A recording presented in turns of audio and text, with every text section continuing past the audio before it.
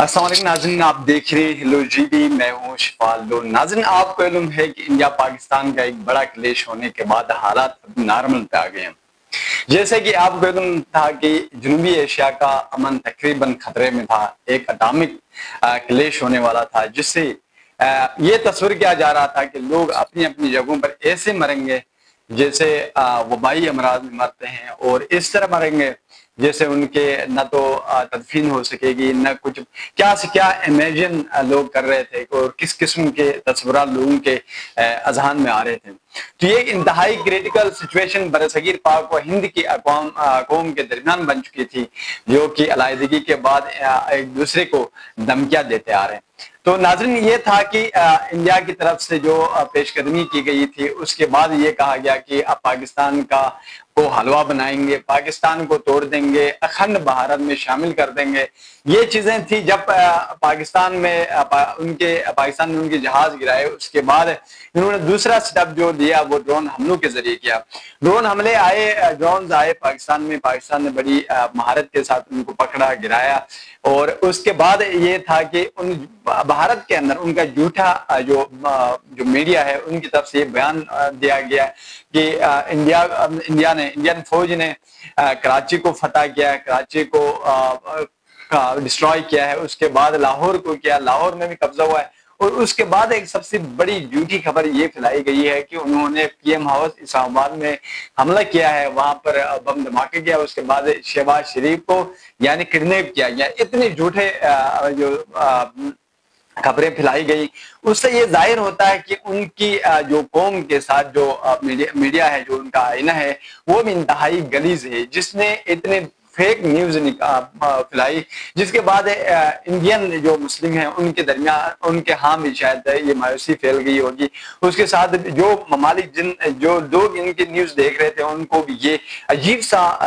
سما ہوا کہ پاکستان کو اچانک کیسے جو اٹامک پاور کو 2 منٹوں کے اندر اکھنڈ بھارت کا حصہ بنا دیا گیا۔ تو ناظرین، یہ تھا کہ ان کی طرف سے یہ جھوٹی فیک نیوز، جس کے ذریعے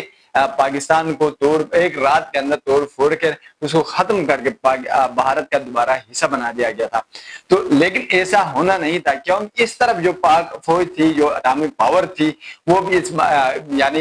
اس مہارت سے خالی نہیں تھے۔ جو ہی ان کے ڈرونز آتے ہیں تو پاکستان نے بار بار اقوام متحدہ کو، دیگر ہمسائے ممالک کو فون کر کے آگاہ کیا کہ بھائی دیکھیں ان کی حد درمی، دیکھیں ہم امن چاہتے ہیں، ہم جنوبی ایشیا میں امن چاہتے ہیں، لیکن ان کی طرف سے کس قسم کے پروپیگنڈے کیے جا رہے ہیں پاکستان کے اوپر، پاکستان کی جو سلامتی ہے، پاکستان کی جو سوورینٹی ہے، اس کے اوپر حملے کر کے ان کے ڈرونز پاکستان کے بڑے بڑے شہروں تک پہنچ چکے ہیں، جو کہ ہم اس کا اچھا ریوارڈ اور ایک اچھا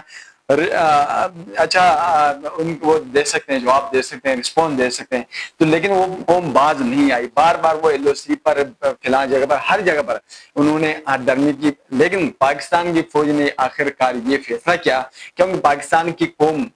کافی حد تک مایوس بھی ہو چکی تھی۔ لوگ یہ سمجھ رہے تھے کہ یار پاکستان کے شہروں میں ان کے ڈرون نہ آئے ہیں، کیا پاکستان کے ہاں ایسی ٹیکنالوجی نہیں ہے جو ڈرونز کو اپنے فضائی حدود کے اندر جہاں پر داخل ہونے نہ دے، اور اس کے اگر داخل ہوتے ہیں تو ان کو ناکام بنایا جا سکے۔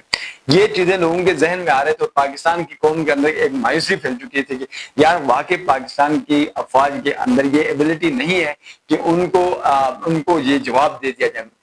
آخر کار اس قوم کا اللہ کے حکم سے، اللہ کے نصرت سے یہ ہوا کہ پاک فوج حرکت میں آ گئی، اور پاک فوج نے وہ ریوارڈ دیا کہ وہ 10-20 سالوں کے بعد تک انڈیا یہ پاکستان کے ساتھ چھیڑنے سے پہلے 10 دفعہ یہ سوچے گی کہ پاکستان یہ کہ اگر پاکستانی ایسا نہ کر دیں کہ دوبارہ ایسا رسپانس نہ دیں، جس سے انڈیا کے کئی ایئر بیسز تباہ ہو گئی۔ تو ناظرین، یہ ہے کہ اس کے بعد یہ دنیا کا یہ تھا کہ پاکستان کا جو ایئر فورس کا ایسا زبردست ایک ایسا پروفائل بن گئی کہ اب دنیا یہ چاہتی کہ دنیا مختلف ممالک سے آ کر ایئر فورس پاکستان کی آرمی سے، پاکستانی ایئر فورس سے ہم ان کو ٹریننگ دے دیا جائے۔ یہاں پر ایک بڑا کردار جو ہے ایک مسیح برادری کا ایک پائلٹ ہے، انہوں نے جا کے انڈیا کے اندر ان کے بہت کافی ایئر بیس تباہ کر کے واپس صحیح سلامت اچھی صحت کے ساتھ صحیح سلامت خوشی سے پاکستان لوٹ آئے، ایسے شیروں کو سرخ سلام پیش کرتے ہیں جنہوں نے انڈیا کے اندر گھس کے حقیقی معنوں میں گھس کے ان کے ایئر بیس سے تباہ کر کے پاکستان میں لوٹ آئے۔ ایسے لوگ پاکستان کے کسی بھی مذہب سے، کسی بھی قوم سے، کسی علاقے سے تعلق رکھتے ہیں، وہ پاکستان کا اثاثہ ہیں، وہ پاکستان کی مستقبل ہیں۔ ایسے لوگ، ایسے نوجوان جو اپنی مہارتوں کے ذریعے ایسی بڑی، ہم سے 10 گنا بڑی جو معیشت ہے، بڑی اٹامی پاور رکھتی ہے، بڑا اسلحہ ویپنز رکھنے والی قوم کا سر زمین بوس کر دیا۔ اور اس کے بعد انڈیا ابھی بھی یہ مختلف قسم کے پروگراموں کے ذریعے پاکستان کے اوپر مختلف الزامات لگاتا ہے اور اپنی قوم کو خوش کراتا ہے کہ ہم نے یہ کیا وہ کیا۔ لیکن ان کے جب انڈین ایئر فورس کے جو کمانڈر ان چیف ہیں، ان سے پوچھا گیا کہ پاکستان نے اتنا آپ کے طیارے گرائے ہیں اور اتنا نقصان کیا ہے، کیا آپ سمجھتے ہیں، اس کو ڈیٹیل دے سکتے ہیں؟ انہوں نے یہ کہا کہ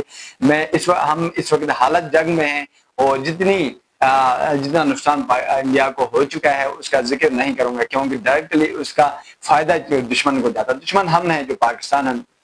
لیکن سوشل میڈیا اور میڈیا کے اس دور میں ہر چیز عیاں ہو چکی ہے کہ ان کو کتنا نقصان ہو چکا ہے انڈیا کو، اور کتنی ایئر بیس تباہ ہو چکی ہے۔ اس کے بعد ان کی جو کتے کی